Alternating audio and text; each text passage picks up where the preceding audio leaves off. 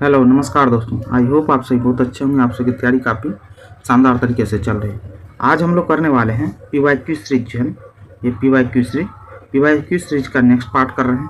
ठीक है, इससे पहले बहुत सारे पार्ट्स आ चुके हैं। जिन लोगों ने नहीं देखा एक बार चैनल पे विजिट जरूर करें, देखें। ठीक है, जो आपके एग्जाम पॉइंट ऑफ व्यू से बहुत ज़्यादा इंपॉर्टेंट है। ठीक है, चलिए आज नेक्स्ट सीरीज करते हैं। लेकिन जो नए बच्चे उनको मैं बता दूँ, ये बिहार से जुड़े हुए जितने भी एग्जाम्स हैं, जैसे कहने का मतलब है BPSC का एग्जाम्स हो जाए, बिहार SI का एग्जाम्स हो जाए और बिहार SSC के एग्जाम्स हो जाए। ठीक है, इन सब एग्जाम्स में जो बिहार में पूछे गए एग्जाम्स हुए हैं, उनसे जुड़ा हुआ जितना भी एग्जाम्स, उनके प्रीवियस ईयर क्वेश्चन या उसमें जो बहुत ज़्यादा मोस्ट इंपॉर्टेंट है, जो बार बार पूछे जाते हैं, उनके प्रश्नों के संग्रह का सीरीज उनका हम व्याख्या करते हैं। ठीक है, तो चलिए बिना बात के देर किए आज हम लोग करते हैं नेक्स्ट सीरीज को। ठीक है, पहला क्वेश्चन बोल रहा है नौजवान भारत सभा की स्थापना किसने की। तो नौजवान भारत सभा संगठन है जिसकी स्थापना किसने की थी, तो भगत सिंह ने की थी। और नौजवान भारत सभा की स्थापना भगत सिंह ने किया था, तो कब किया था, ये क्वेश्चन भी आता है बहुत बार। तो इसका ईस्वी पूछ लेता है, समय पूछ लेता है। तो इसका स्थापना हुआ था कब, तो मार्च 1926 ईस्वी में। कब, 1926 में, मार्च 1926 में नौजवान भारत सभा की स्थापना भगत सिंह के द्वारा किया गया था। भगत सिंह की आ गई, तो भगत सिंह से जुड़ा हुआ एक दो क्वेश्चन आपको पूछा जाता है। भगत सिंह का जन्म, ठीक है, ये आपको याद रखना है। भगत सिंह का जन्म 28 सितंबर 1907 में भगत सिंह का जन्म हुआ था। और भगत सिंह को फांसी कब दिया गया था, फांसी या एक तरीके से बोला जाए तो मृत्यु कब हुई थी, फांसी कब दिया गया था, ये भी क्वेश्चन बार बार पूछा जाता है। 23 मार्च 1931 को भगत सिंह को फांसी दे दिया गया था। ये फांसी वाला क्वेश्चन तो आपके लिए मोस्ट ज़्यादा इंपॉर्टेंट हो जाता है। ठीक है, क्योंकि पूछा जाता है बार बार। ठीक है, तो और एक और बात है जो आपको जाननी है, भगत सिंह को जो फांसी की सज़ा दी गई थी, तो किस कारण से दी गया था, इसको सज़ा दिया गया था, आपको पता होगा। तो कहने का मतलब है एक तरीके से सैंडर्स की हत्या के आरोप में। ठीक है, कौन सा, सैंडर्स की हत्या, जो कि लाहौर षड्यंत्र हुआ था ना, लाहौर षड्यंत्र में जो है ना सैंडर्स की हत्या, बोले तो JP सैंडर्स की हत्या हो गई थी। ठीक है, उसके आरोप में भगत सिंह को फांसी दी गई थी। और ये लाहौर षड्यंत्र हुआ कब था, 1929 ईस्वी में। ठीक है, चलिए असेंबली में बम फेंकने और लाहौर षड्यंत्र ये केस में, इन सब के में भगत सिंह को फांसी की सजा सुनाई गई थी। 23 मार्च 1931 को भगत सिंह को फांसी दे दी गई थी। ठीक है, चलिए नेक्स्ट क्वेश्चन देखते हैं। भारत के उत्तरी पश्चिमी भाग, याद रखना है, उत्तरी पश्चिमी भाग में शीतकालीन वर्षा मुख्य रूप से किस कारण से होती है। उत्तरी पश्चिमी भाग भारत का, यदि भारत का मैप आप देखोगे तो ये एक तरीके से देखा जाए, उत्तरी पश्चिमी भाग, उत्तर और पश्चिमी, इस साइड की बात कर रहा है, इस साइड की। ठीक है, इस साइड में उत्तर पश्चिमी भाग में शीतकालीन वर्षा मुख्य रूप से किस कारण से होती है, तो पश्चिमी विक्षोभ के कारण होती है। कौन से कारण होता है, पश्चिमी विक्षोभ के कारण होती है। अब एक क्वेश्चन आता है एग्जाम पॉइंट ऑफ व्यू से कि उत्तर पूर्वी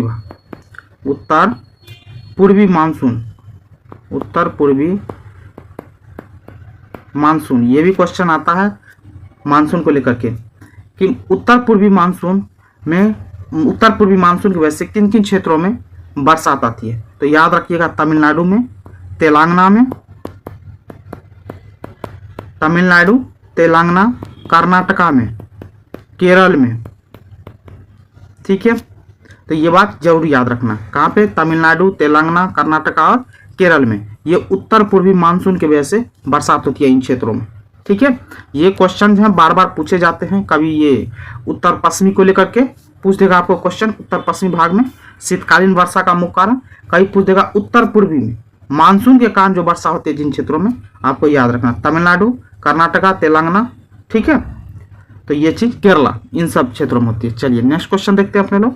भारत के संविधान की कौन सी अनुसूची द्वारा स्वायत्त शासी जिला परिषदों की स्थापना का प्रावधान किया गया, तो किसमें, छठी अनुसूची में किया गया। किसमें किया गया है, तो छठी अनुसूची में। आपको पता होने संविधान में अनुसूची की बात आ गई थी, कितने अनुसूची भारत में, 12 अनुसूची। ठीक है, उसमें से छठी अनुसूची जो है ना, स्वायत्त शासित जिला परिषदों की स्थापना का प्रावधान किया गया। ठीक है, तो ये चीज याद रखना। संविधान में कितने 22 भाग, ये तो आपको पता ही होगा, 22 भाग, 395 अनुच्छेद और 12 अनुसूची है। ठीक है, चलिए नेक्स्ट क्वेश्चन देखते हैं अपने लोग। राज्यसभा के सदस्यों के चुनाव की प्रक्रिया कहां से ग्रहण किया गया? बोले तो राज्यसभा में सदस्यों का जो चुनाव होता है किस संविधान के किस देश के संविधान से लिया गया? तो ये दक्षिण अफ्रीका के संविधान से लिया गया है। ठीक है, दक्षिण अफ्रीका के संविधान से लिया। और याद रखना राज्यसभा के सदस्यों का चुनाव जो होता है ना ये वह प्रत्यक्ष विधि से होता है, और प्रत्यक्ष विधि से होता है, तो ये भी आपको अवश्य याद रखना। और राज्यसभा में सदस्यों का चुनाव तो इसमें 12 सदस्य जो होता है ना, 12 सदस्य ये राष्ट्रपति के द्वारा चुने जाते हैं। इसके द्वारा, राष्ट्रपति के द्वारा।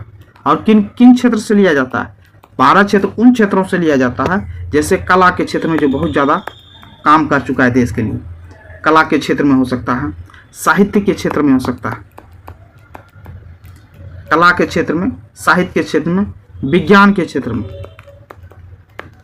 विज्ञान के क्षेत्र में हो सकता है, या समाज सेवा के क्षेत्र में हो सकता है। ठीक है, कहने का मतलब राष्ट्रपति को लगेगा कि जो अपने देश के लिए कला के क्षेत्र में, साहित्य के क्षेत्र में, विज्ञान के क्षेत्र में और समाज के सेवा के क्षेत्र में कुछ ज़्यादा ही समाज में काम किया है, तो वो उनको चुन सकते हैं राज्यसभा के सदस्य के तौर पे। ठीक है, तो ये बात भी आपको याद रखनी है। चलिए नेक्स्ट क्वेश्चन देखते हैं। प्यूनिक युद्ध, कौन सा युद्ध बोल रहा है? प्यूनिक युद्ध किसके मध्य लड़े गए थे? तो प्यूनिक युद्ध लड़ा गया था रोम और कार्थेज के बीच में, रोमन और कार्थेज के बीच में युद्ध लड़ा गया था। अब देखो प्यूनिक युद्ध, ये बात हमेशा याद रखना है, हमेशा जीता इसमें प्यूनिक युद्ध में रोम जीता। अभी तक को प्यूनिक युद्ध जो हुआ था 3 प्यूनिक युद्ध हुए, याद रखना। पहला प्यूनिक युद्ध कब से कब तक हुआ था? पहला हुआ था कब? 264 ईसा पूर्व से लेकर के 241 ईसा पूर्व तक। ये ईसा पूर्व की बात है, याद रखना है। तीनों लड़े गए थे ईसा पूर्व में। ठीक है, दूसरा कब से लड़ा गया था? 218 ईसा पूर्व से लेकर के 201 ईसा पूर्व तक। और तीसरा कब से कब तक लड़ा गया था? 149 ईसा पूर्व से लेकर के 146 ईसा पूर्व तक। ये तीनों के तीनों 3 प्यूनिक युद्ध हुए हैं, और तीनों प्यूनिक युद्ध में जो है ना रोमनों ने हमेशा विजय प्राप्त की थी। ठीक है, कार्थेज की हमेशा हार हुई थी, रोम हमेशा विजय हुए थे। ये बात याद रखनी है, आपके एग्जाम पॉइंट ऑफ व्यू से इंपॉर्टेंट। तो 3 प्यूनिक युद्ध हुए हैं, 264 से लेकर 248 ईसा पूर्व तक, 218 से 201 ईसा पूर्व तक, 149 से 146 ईसा पूर्व तक। तो ये आपको याद रखनी है। चलिए नेक्स्ट क्वेश्चन है, जेम्स टोबिन के द्वारा पहली बार सुझाया गया टोबिन टैक्स किस लेन देन पर लगाया जाता था? तो टोबिन टैक्स लगाया जाता है करेंसी के लेन देन पर। ठीक है, किसके? तो करेंसी के लेन देन पर लगाया जाता है। तो ये आपको याद रखनी है। चलिए नेक्स्ट क्वेश्चन देखते हैं अपने लोग। मुगल दरबार में प्रमुख चित्रकार कौन था जिसके नेतृत्व में अकबर ने चित्रकला का एक पृथक विभाग स्थापित किया था? तो किसके? तो अब्दुस समद को एक क्या बोलते हैं, एक तरीके से एक पृथक विभाग बना के दिया गया था चित्रकला का, अकबर के द्वारा बना के दिया गया था।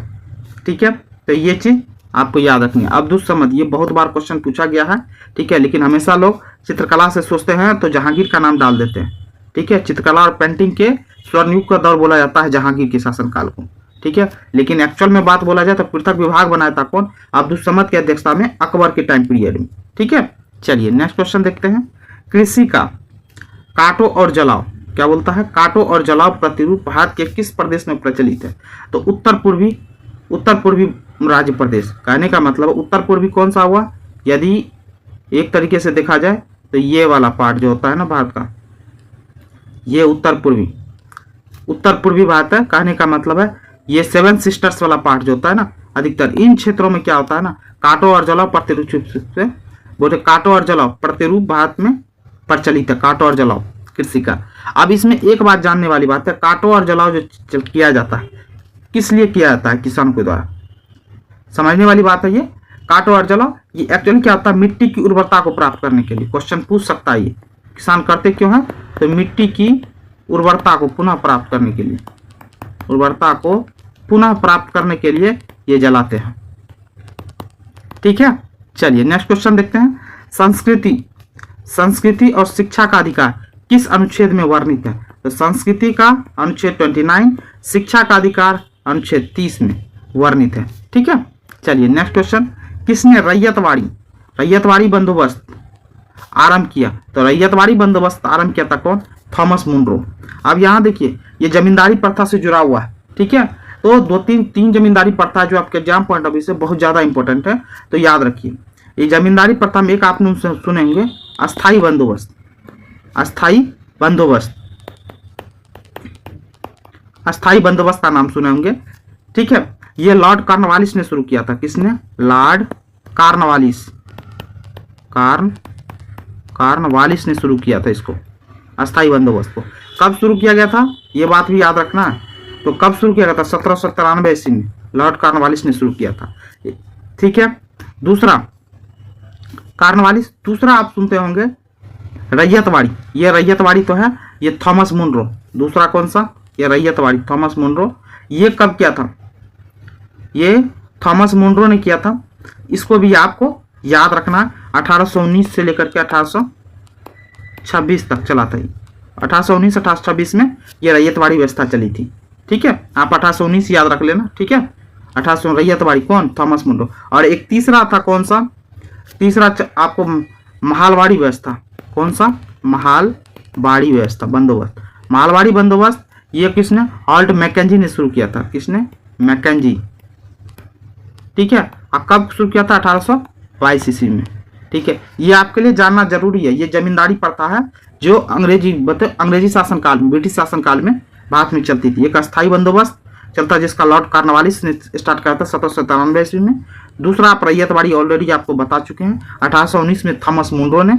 और तीसरा है मालवाड़ी व्यवस्था जो हॉल्ट मैकेंजी ने शुरू किया था 1822 ईस्वी में। चलिए नेक्स्ट क्वेश्चन देखते हैं। भोपाल गैस दुर्घटना में कौन सा विषाक्त गैस का रिसाव हुआ था? तो कौन सा? मिथाइल आइसोसाइनेट का रिसाव हुआ था। अब मिथाइल आइसोसाइनेट का हुआ था तो ये एक और बात जानने वाली आपके लिए व्यवस्था हो गई। कौन सा? तो मिथाइल आइसोसाइनेट हुआ कब था? ये भोपाल गैस त्रासदी। पहली बात तो ये आपके लिए क्वेश्चन में इंपॉर्टेंट हो जाता है। तो कब हुआ था? 3 दिसंबर को। अब 3 दिसंबर को 1984 में ये कांड हुआ था, ठीक है, भोपाल में, ठीक है। हजारों लोग मारे गए थे इसमें, ठीक है। अब यूनियन कौन सी कंपनी थी? ये यूनियन कार्बाइड की कंपनी थी, याद रखना है। यूनियन कार्बाइड, यूनियन कार्बाइड की कंपनी थी। इसका सीईओ कौन था जो काफी ज्यादा चर्चा में, जो भारत से भाग के चला गया था? सीईओ, ठीक है, वारन एंडरसन। वारन नाम याद रखिए, कभी पूछ ले कभी। वारन एंडरसन, वारन एंडरसन इसके सीईओ थे, ठीक है। तो ये बात याद रखना, यूनियन कार्बाइड की कंपनी थी। 3 दिसंबर 1984 को यह हादसा हुआ था, भोपाल गैस दुर्घटना। चलिए ठीक है। निर्विरोध निर्वाचित होने वाले भारत के प्रथम राष्ट्रपति, ये प्रथम वाला शब्द आ गया। निर्विरोध निर्वाचित होने वाले भारत के प्रथम राष्ट्रपति कौन थे? एन संजीव रेड्डी थे, ठीक है। कौन थे? एन संजीव रेड्डी। ये याद रखिए भारत के छठे राष्ट्रपति थे। ये छठे राष्ट्रपति थे, ये आपको पता होना चाहिए। इसका टाइम पीरियड कब से कब था एन संजीव रेड्डी जी? तो 1977 से लेकर के 1982 से में ये भारत के राष्ट्रपति रहे थे। प्रथम राष्ट्रपति जो निर्विरोध जीते गए थे, निर्विरोध निर्वाचित हुए थे, ठीक है। चलिए नेक्स्ट क्वेश्चन देखते हैं। भारत में बाजार नियंत्रण प्रणाली क्या है? बाजार नियंत्रण प्रणाली किस सुल्तान द्वारा लागू की गई थी? तो अलाउद्दीन खिलजी। कौन था? अलाउद्दीन खिलजी के द्वारा चलाया गया था। याद रखना अलाउद्दीन खिलजी, इसी को सिकंदर सानी बोला जाता है। सिकंदर ए सानी के नाम से भी जाना जाता है। किसको? अलाउद्दीन खिलजी को। अलाउद्दीन खिलजी का टाइम पीरियड कब से कब था? 1296 से लेकर के कब? 1316 तक। 1296 से 1316 तक ये खिलजी डायनेस्टी में शासन किया था। दिल्ली सल्तनत से जुड़ा हुआ, आपको पता होना चाहिए, दिल्ली सल्तनत से जुड़ा हुआ उसी का एक वंश था, खिलजी वंश। तो उसी में अलाउद्दीन खिलजी 1296 से लेकर 1316 तक शासन किया था, ठीक है। अलाउद्दीन खिलजी द्वारा बनाया गया एक है अलाई दरवाजा, याद रखना है, ये क्वेश्चन पूछा जाता है बार बार। अलाई दरवाजा किसने बनवाया? तो अलाउद्दीन खिलजी ने बनवाया था। अब पूछ लेता है कभी अलाई दरवाजा किस कला से संबंधित है? तो तुर्की कला से ये ज्यादा प्रेरित है, यह संबंधित है, ठीक है। चलिए नेक्स्ट क्वेश्चन देखते हैं अपने लोग। अकबर ने 1567 से 68 ईस्वी में चित्तौड़ पर आक्रमण के समय मेवाड़ का शासक कौन था? बोले तो चित्तौड़ पर जब आक्रमण किया था अकबर ने 1567 से 68 ईस्वी में, तो वहां का शासक कौन था? राणा उदय सिंह था। कौन था? राणा उदय सिंह, ठीक है। और ये राणा उदय सिंह वही राणा उदय सिंह है जिन्होंने उदयपुर शहर का नाम सुनते हैं अपने लोग? उदयपुर शहर, ठीक है। उदयपुर शहर के संस्थापक थे ये कौन? राणा उदय सिंह। ये भी आपको याद होना चाहिए। चलिए, भारतीय राज्यों का आजादी के बाद पुनर्गठन मुख्यतः किस आधार पर किया गया था? तो भाषाई आधार पर किया गया था, ठीक है। तो ये भाषाई आधार पर हुआ था। अब इस पे कहने का मतलब ये पुनर्गठन तो हुआ था कौन से भाषाई आधार पे, आपको यहाँ जानने के लिए है। तो ये पुनर्गठन कब हुआ था? 1956 में। कब? 1956 में, ठीक है। कब? 1900। इसीलिए कभी कभी राज्य पुनर्गठन आयोग का नाम सुने होंगे। राज्य, यहाँ पे आ गया, राज्य पुनर्गठन आयोग की स्थापना कब हुई थी? तो 1953 में। 1953 में राज्य पुनर्गठन आयोग की स्थापना हुई थी। अब भाषाई आधार पे यह कहने का मतलब पुनर्गठन किया गया था कब? 1956 में। तो कितने राज्यों का? 14 राज्य बनाए गए थे, ठीक है। 14 राज्य भारत में बनाए गए थे और 6 केंद्र शासित प्रदेश बनाए गए थे। केंद्र शासित प्रदेश बनाए गए थे। तो याद रखना, भाषाई आधार पर पुनर्गठन किया गया था, तो उसमें 14 राज्य और 6 केंद्र शासित प्रदेश को बनाया गया था 1956 में, ठीक है। तो ये बात याद रखना। एक क्वेश्चन है आप जो पूछा जाता है, भाषा के आधार पर बनने वाला पहला राज्य कौन सा था? पहला राज्य भाषा के आधार पर, याद रखना, भाषा के आधार पर बनने वाला पहला राज्य आंध्र प्रदेश था। कौन था? आंध्र प्रदेश। ये भी आपको याद रखना। चलिए नेक्स्ट क्वेश्चन देखते हैं अपने लोग। भ्रूण और गर्भाशय के बीच, भ्रूण और गर्भाशय के बीच संवहनी संपर्क बनाने वाली संरचना को क्या कहते हैं? तो प्लेसेंटा, अपरा या प्लेसेंटा बोला जाता है उसको, ठीक है। चलिए नेक्स्ट देखते हैं। भारत के तटीय सीमा वाले राज्यों की संख्या कितनी है? तो तटीय सीमा वाले राज्यों की संख्या कितनी है? तो 9 राज्य हैं तटीय सीमा के। अब ये आपके लिए तो बहुत ज्यादा इंपॉर्टेंट जो होता है, तो तटीय सीमा वाले राज्यों के नाम आपको पता होना चाहिए, बहुत ज्यादा इंपॉर्टेंट है, ठीक है। तो नाम जान लीजिए कौन सा है? तो गुजरात है। उसके बाद कौन सा है? महाराष्ट्र, गुजरात, महाराष्ट्र, गोवा, कर्नाटक, केरला, तमिलनाडु, आंध्र प्रदेश, उड़ीसा, बंगाल। गुजरात 1 2 3 4 5 6 7 8 9, ये 9 राज्य हो गए। गुजरात, महाराष्ट्र, गोवा, कर्नाटक, केरल, तमिलनाडु, आंध्र प्रदेश, उड़ीसा और बंगाल, पश्चिम बंगाल। ये 9 राज्य हैं, ये आपको पता होना चाहिए जो तटीय सीमा वाले। इसमें पूछ लेगा सबसे बड़ा तटीय सीमा वाला राज्य कौन सा है? तो सबसे बड़ा है कौन सा? गुजरात का। और सबसे छोटा तटीय सीमा वाला राज्य तो गोवा, ठीक है, सबसे छोटा। ये चीज आपको पता होना चाहिए, ठीक है। चलिए नेक्स्ट क्वेश्चन देखते हैं। पादशाह नाम, क्या बोल रहा है? पादशाह नाम का रचयिता कौन है? तो पादशाह नाम के रचयिता अब्दुल हमीद लाहौरी। कौन है? अब्दुल हमीद लाहौरी इसके आती है। अब इसके बारे में याद है, अब्दुल हमीद लाहौरी किसके दरबार में रहते थे? ये भी क्वेश्चन आ सकता है।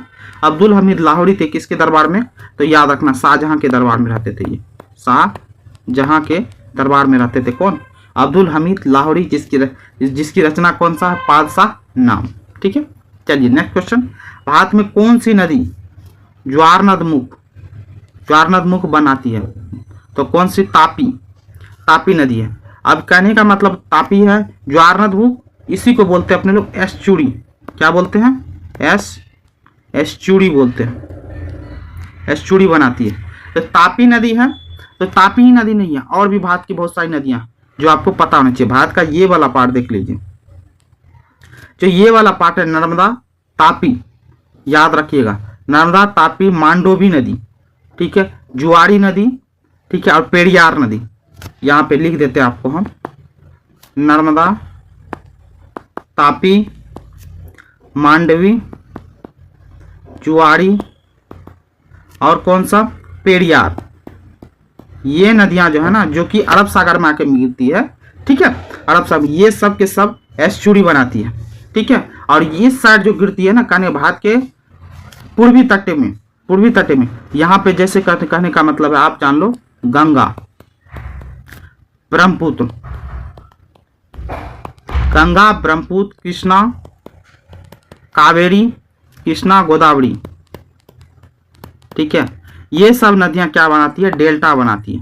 क्वेश्चन पूछेगा तो ये जो पूर्वी साइड की नदियां हैं, पूर्वी तटीय साइड की नदियां जो कि बंगाल की खाड़ी में गिरती है, ये डेल्टा बनाती है, जबकि पश्चिम साइड में जो अरब सागर में गिरती है, नर्मदा, तापी, मांडवी, जुआड़ी और पेरियार नदी, ये एस्चुरी बनाती है। ये आपके एग्जाम पॉइंट ऑफ व्यू से बहुत ज्यादा इंपॉर्टेंट है, ठीक है, इनको जरूर याद रखिए।